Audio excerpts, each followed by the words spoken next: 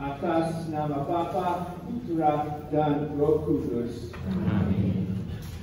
Saudara-saudara terkasih dalam Kristus, pada hari ini di seluruh dunia kita merayakan pesta Natal. Dan di Indonesia, kita bisa membandingkan kekayaan kita dengan negara-negara lain. Sampai banyak orang namanya wisatawan mancanegara datang ke Indonesia. Lebih-lebih orang Belanda, mungkin dari nenek moyang mereka dengar tentang negara yang dulu disebut Dutch East Indies, 350 tahun. Tetapi kalau mereka datang ke Indonesia, malaikat berhidup yang sangat membantu mereka adalah orang namanya pemandu wisata atau tour guide.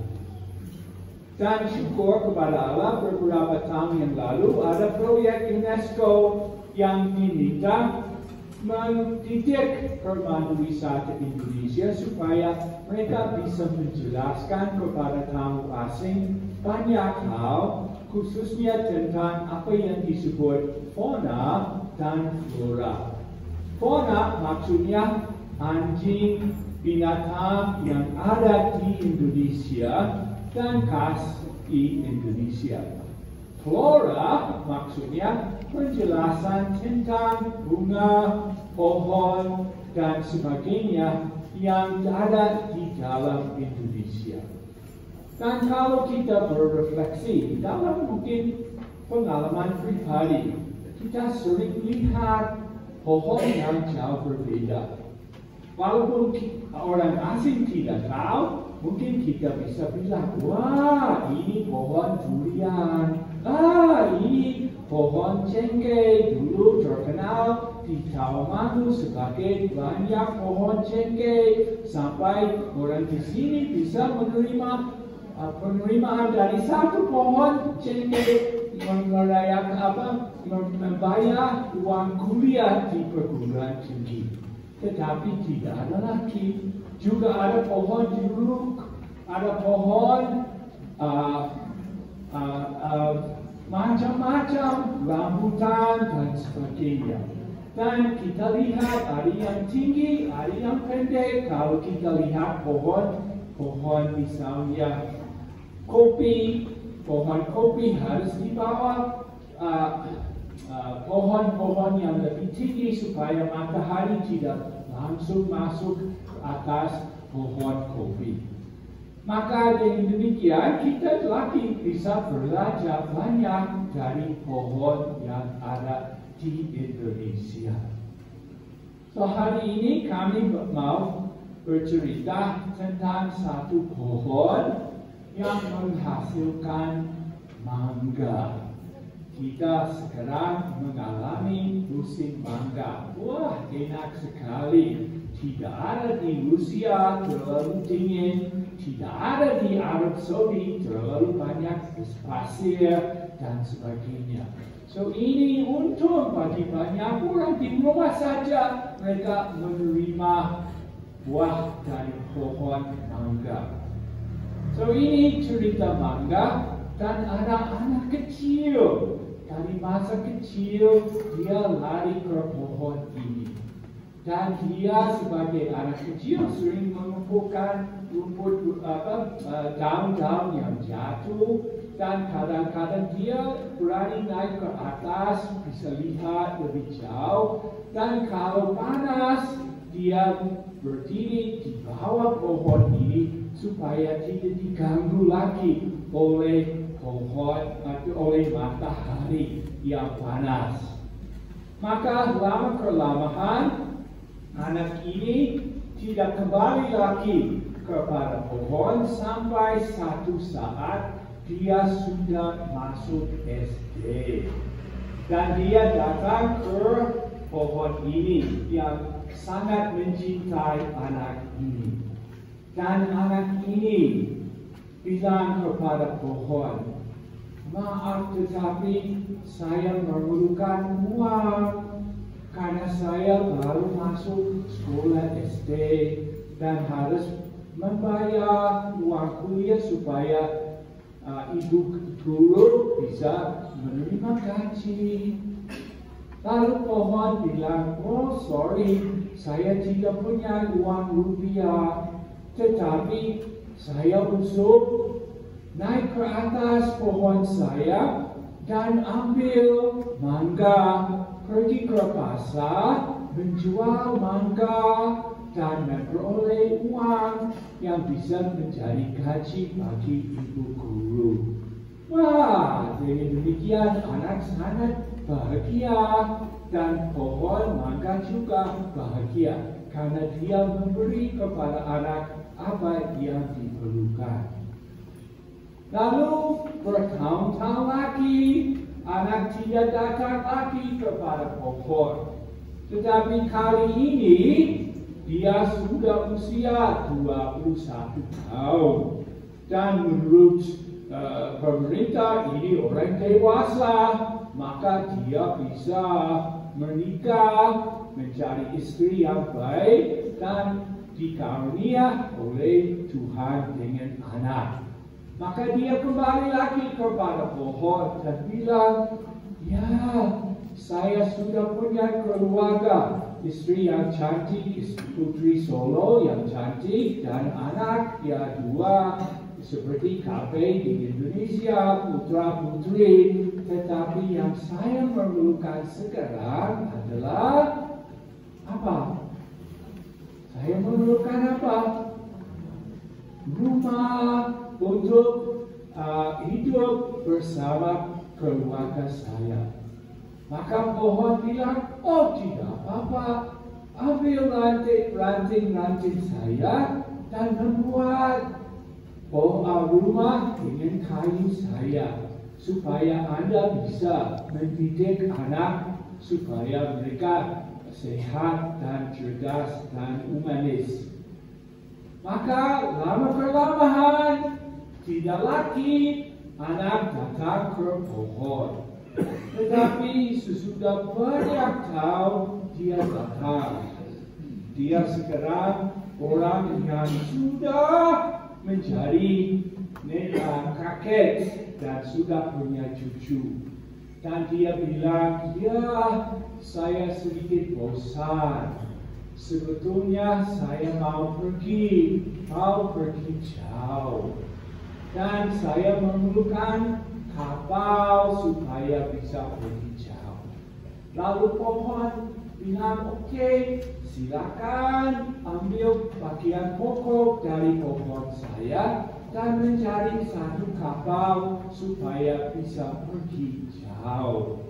So dengan demikian, anak meninggalkan dia lagi dan pohon menjadi bahagia karena diharapkan bahwa anak akan sungguh-sungguh bahagia. Maka lagi sesudah banyak tahun, orang ini kembali lagi. Sekarang dia lansia, usia cukup tua, dan tidak berani pergi ke mana-mana, hanya mau duduk saja dan berefleksi. Lalu pohon bilang, sayang sekali, tidak ada mangga lagi, tidak ada ranting lagi, tidak ada kayu lagi, saya hanya dangkal atau pangkal pohon. Dan Anda hanya bisa duduk di atas saya dan relax dan enjoy life. So dengan demikian, pohon menjadi sangat bahagia dan diharapkan anak ini juga bahagia. Saudara-saudara terkasih dalam Kristus, ini cerita yang mungkin bisa menjadi super inspirasi bagi kita masing-masing. Karena kita punya teman-teman sehidup kita yang membantu kita. Waktu kita anak kecil, anak SD, anak dewasa, dan juga orang lansia. Orang yang sering memberi kepada kita apa yang diperlukan. Dan kadang-kadang kita lupa mengucapkan terima kasih. Karena pohon ini bahagia karena dia lihat bahwa anak ini terus-menerus bahagia. Tetapi kebahagiaan hanya sementara. Selalu ada kebutuhan lain yang menjadi sumber kegelisahan bagi dia sebagai manusia. So ini semacam cerita yang cocok dengan bacaan dari Injil hari ini. Tuhan Allah terus memberi kepada kita banyak berkat yang cocok dengan apa yang diperlukan oleh kita. Tetapi kita seperti orang kusta di Injil, ada 9 yang sembuh, tetapi hanya yang kembali dan mengucapkan terima kasih kepada Tuhan. So, Natal adalah kesempatan menjadi sadar bahwa kita sebagai manusia mulai sebagai bayi kecil dan sebagai anak kecil sangat tergantung pada orang lain. Tetapi ini bukan hanya bagi anak kecil. Sepanjang hidup kita tergantung pada orang lain yang membantu, pada guru yang mendidik kita, pada petani yang kasih makanan kepada kita. Banyak orang yang membantu kita dengan mesin seperti sepeda motor atau motor yang kalau rusak harus diperbaiki. Banyak orang yang memberi kepada kita pelayanan yang diperlukan supaya kita menjadi bahagia. So maka pada hari Natal tahun ini, marilah kita berusaha, mungkin tiap hari waktu selesai mau tidur, bertanya kepada diri sendiri. Pertanyaan yang cocok. Mudah dijawab, tetapi mungkin jawaban tidak begitu enak. Yaitu, berapa kali selama hari ini saya mengucapkan terima kasih kepada orang lain yang melayani saya. So kita diharapkan lebih dekat dengan pohon mangga yang diceritakan daripada anak yang dari masa kecil menjadi orang dewasa yang lansia. So marilah kita pada pagi hari ini mengucapkan banyak terima kasih kepada Tuhan atas berkat yang diterima dari Allah Tuhan kita. Kita tinggal di satu negara yang kaya raya bukan main. Kita bisa makan durian, mangga, rambutan, jeruk, pisang, semua hasil dari tanah air kita. Dan kita mungkin lupa pada waktu mau makan, berdoa sebelum makan. So marilah kita berusaha pada tahun depan mungkin menjadi orang yang penuh dengan perhatian pada orang lain dan jangan lupa mengucapkan terima kasih atas nama Bapa, Putra, dan Roh Kudus. Amin.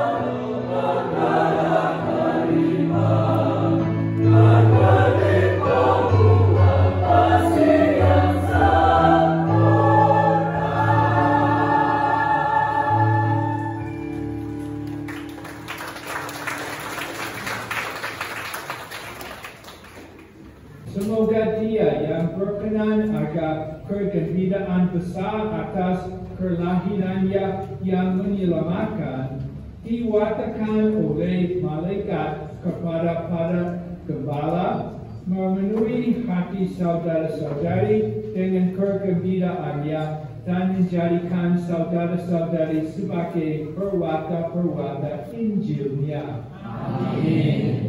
Dan semoga Dia yang menyatukan hati hal-hal duniawi dan surgawi melalui penjelmaannya memenuhi saudara-saudari dengan menganugerahkan dan kedamaiannya dan kehendak baik serta membuat saudara-saudari ikut ambil bagian dalam gereja yang abadi. Amin. Dan semoga berkat Allah yang Maha Kuasa, Bapa dan Putra dan Roh Kudus turun atas saudara-saudari dan menetap senantiasa. Amin. Saudara-saudari, pergilah dengan damai sambil memuliakan Tuhan Allah dengan hidupnya. Syukur. Dan tadi malam saya lupa memberi kepada rakyat salam atau kata dalam bahasa Italia, Bona Dominica. So hari ini kami pakai bahasa Italia lagi, Felix Navidad.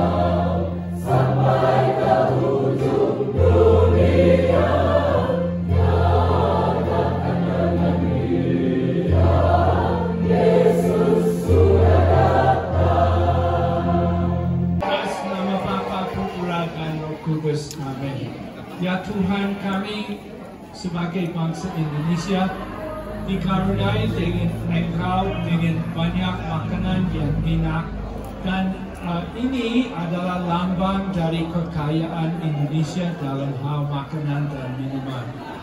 Kami pada hari Natal ini menjadi lebih sadar akan keistimewaan dari bangsa Indonesia dan mengucapkan terima kasih. Kami mau berkati makanan ini supaya bisa dimakan dengan enak, supaya kita bisa ikut kata orang Italia, makanan yang enak adalah obat yang terbaik di dunia, supaya orang yang makan makanan ini selalu sehat dan dilindungi oleh Engkau sekarang dan selama-lamanya. Amin. So, semoga Tuhan Allah memberkati makanan ini atas nama Bapa, Putra, dan Roh Kudus. Amin. Ketua Panitia Mas Pulung dengan Mas Agus silakan untuk mendampingi Romo.